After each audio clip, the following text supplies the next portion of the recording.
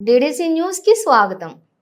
ఆంధ్రప్రదేశ్ గిరిజన జేఏసీ సహాయ కార్యదర్శి మండల గిరిధర్రావు తెలియపరుస్తూ గ్రామస్తులు ఇచ్చినటువంటి దరఖాస్తును పార్వతీపురం మన్యం జిల్లా గుమ్మలక్ష్మీపురం మండలం నెల్లికిక్కువ పంచాయతీ వాడపుట్టి గ్రామంలోని జనాభా 950 మంది గిరిజనులు ఉన్నప్పటికీ 50 సంవత్సరాల నుండి ఇప్పటి వరకు ఎటువంటి రోడ్డు సౌకర్యం లేనందున గర్భిణీ స్త్రీలకు అత్యవసరం వైద్య సేవలకు వాహనాల రాకపోకలకు ఇబ్బందిగా ఉండటం వలన అనారోగ్యంతో బాధపడుతున్న మా గ్రామం ప్రజలు ప్రధానమంత్రి జన్మన్ పథకంలో భాగంగా నెల్లికిక్కువ గ్రామం నుండి వాడపుట్టి గ్రామం వరకు రోడ్డు సౌకర్యం మన్యం జిల్లా కలెక్టర్ వారి వినతి పత్రం అందజేశారు.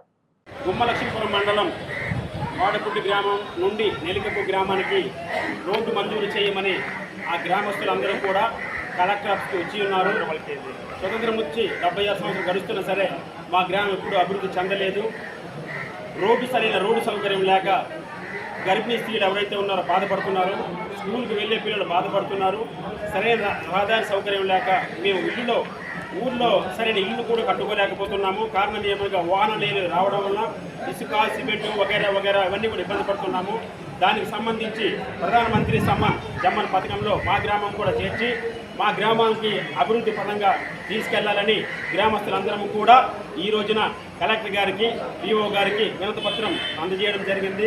స్థానికంగా ఉన్నటువంటి గౌరవనీయులు శ్రీమతి తోయేకి జగదీశ్వరి మేడం గారు కూడా ఈ విషయంలో చొరవ తీసుకొని నెల్లికిక్కువ వాడపుట్టి గ్రామానికి మధ్య రోడ్డు సౌకర్యం మంజూరు చేయవలసిందిగా గిరిజనులందరం కూడా మొరపెట్టుకుంటున్నాము.